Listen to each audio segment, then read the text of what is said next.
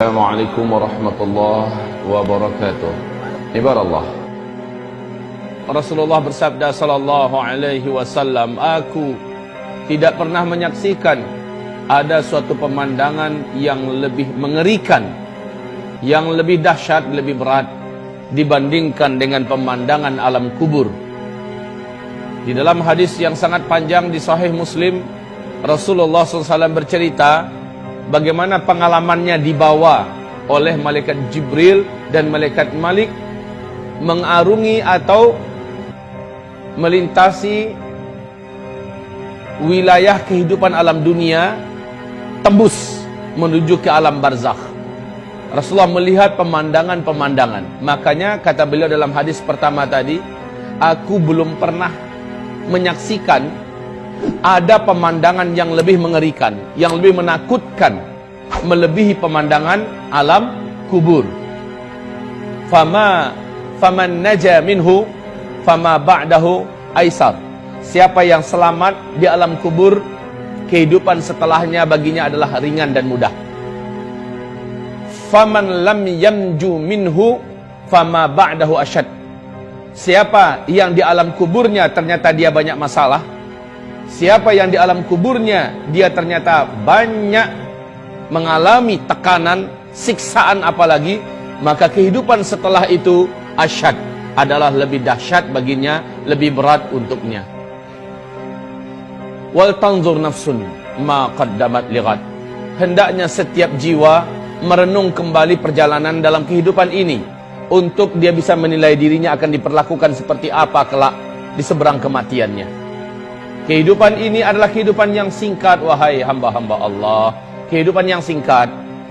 Kenapa demikian? Urut-urutannya, kata Rasulullah SAW, kehidupan di alam rahim sempit dan waktunya cuma 9 bulan. Ketika orang itu lahir, dia berpindah kehidupan yang lebih lapang sedikit. Betul tidak? Dunia ini yang terbentang, yang bisa kita pergi ke timur, ke barat dengan pesawat segala macamnya, dan umurnya juga lebih lapang sedikit, yaitu bisa 60 tahun, bisa 63 tahun, paling banter hanya 80-90 tahunan begitu, kurang lebih. Sedikit sekali yang lewat dari 100 tahun. Lalu setelah itu dia mati. Kehidupan yang dia hadapi setelah kematian itu jauh lebih panjang, dan ke alamnya jauh lebih luas dan lapang. Makin kesini makin mengembang. Nanti setelah tiupan sangkakala yang kedua, ya, setelah kiamat terjadi, di tiupan sangkakala pertama, kemudian manusia, jin, seluruh binatang, langit dan bumi sirna. Kullu man 'alaiha fan wa yabqa wajhu rabbika dzul jalali wal ikram. Seluruh yang ada, yang pernah Allah ciptakan di tiupan sangkakala pertama, akan menjadi sirna seluruhnya. Kemudian pas tiupan yang kedua, manusia dihidupkan kembali. Nah, itulah kehidupan yang tidak ada lagi batasnya. Kehidupan yang tidak ada lagi kematian. Ternyata, wahai Bapak Ibu, saudara-saudari yang kami muliakan, kematian adalah ciptaan Allah. Kematian nanti pada hari kiamat, kata Rasulullah SAW, di depan seluruh jin dan manusia di padang mahsyar, akan diambil oleh malaikat maut. Lalu dicengkramnya dengan tangan kirinya. Kematian itu seperti binatang, kata Rasulullah. Jadi Allah menjadikan kematian itu diibaratkan seperti sebuah binatang. Apabila orang yang masuk surga telah diantarkan ke surga dan mereka masuk. Apabila orang yang jadi ahli neraka telah diantarkan ke neraka dan diseret ke neraka dan masuk. Lalu malaikat di antara surga dan neraka mengangkat binatang ini. Dia bertanya dan berkata dengan suara yang terdengar oleh siapapun saja di seluruh penduduk surga dan di seluruh penduduk neraka. Kalian tahu apa ini? Ini adalah kematian. Dengan ini kalian dulu dibatasi kehidupan. Dengan ini kalian dulu berujung dengan kematian. Ini adalah kematian. Maka malaikat ini langsung menyembelih kematian itu di depan seluruh penduduk surga yang ada di surga, oleh penduduk neraka yang ada di neraka bisa menyaksikannya. Maka setelah dia sembelih kematian itu, malaikat berkata, khuludun khulud lal maut. Sekarang kehidupan kekal, tidak ada kematian. Orang-orang yang hidup di dalam surga ragu, jangan-jangan hidup saya berakhir lalu berakhirlah kesenangan ini. Tidak perlu lagi kamu mengkhawatirkan. Kamu kekal di dalam surga, kekal.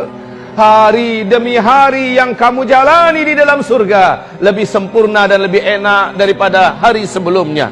Bertambah waktu ke depan, bertambah indah, bertambah enak, bertambah lezat, bertambah nyaman, bertambah bahagia di dalam surga. Dan kesedihan juga adalah makhluk. Itu pun dibuang dan dimatikan oleh Allah. Tidak ada lagi kesedihan. Tidak ada sakit yang dalam surga. Sementara yang di neraka, mereka berharap mudah-mudahan ada ujung dari kehidupan dalam neraka, yaitu kematian. Tapi setelah dia lihat kematian disembelih oleh malaikat maut, bahwa kematian sudah tidak ada, bertambah menjadi putus asanya ahli neraka. Gimana? Kalau seandainya bisa bunuh diri mati, mah enak. Ya kan? Dalam neraka bunuh diri mati, ya enak, lepas daripada neraka. Ini malah nggak bisa mati. Ya Rabb, ibarallah ma'asyiral muslimin, apakah kehidupan yang sebentar saja di kehidupan dunia ini berhasil melenakan dan melalaikan kita? Rugi, Bapak Ibu, rugi. Hanya gara-gara uang yang tidak seberapa, emas yang tidak seberapa, menjadikan kita menipu, mencuri, merampok, membunuh, melakukan kezaliman, menjadikan kita melakukan berbagai macam perbuatan riba dan segala macamnya. La haula wala quwata illa billah. Ibarallah ma'asyiral muslimin wal muslimat. Pembahasan kita terakhir di Masjid Al-Bina dulu saya ingat, yaitu tentang perjalanan roh, dan ini sudah selesai. Perjalanan roh, bagaimana dia dicabut dan seterusnya. Kemudian kita menceritakan tentang pengalaman Nabi, apa yang beliau saksikan di alam kubur, bahwa pemandangan yang ada di alam kubur kontras habis dengan pemandangan yang ada di Mala'ul A'la.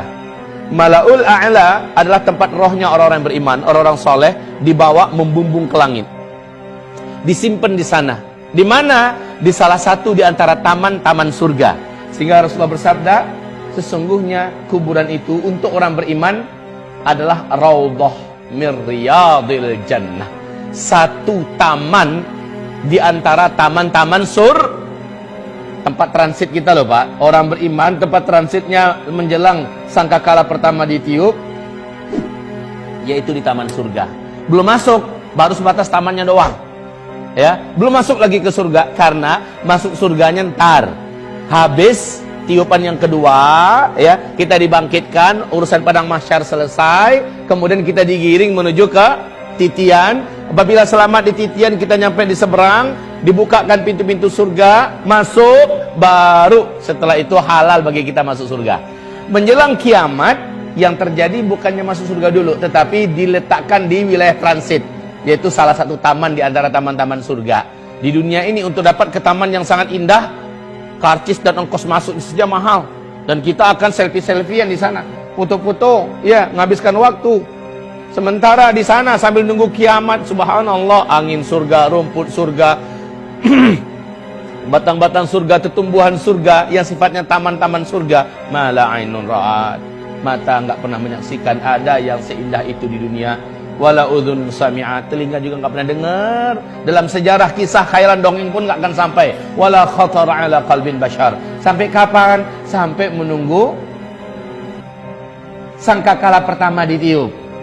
Jadi tempat transitnya, siapa yang paling tinggi posisinya di alam kubur atau alam barzakh, di Mala'ul A'la itu. Jadi ada levelnya. Mala'ul A'la, ya, inilah tempatnya orang-orang yang ditinggikan oleh Allah. Yang tertinggi adalah Al-A'la Illiyin. A'la Illiyin, ini yang paling tinggi dari seluruh yang tinggi-tinggi.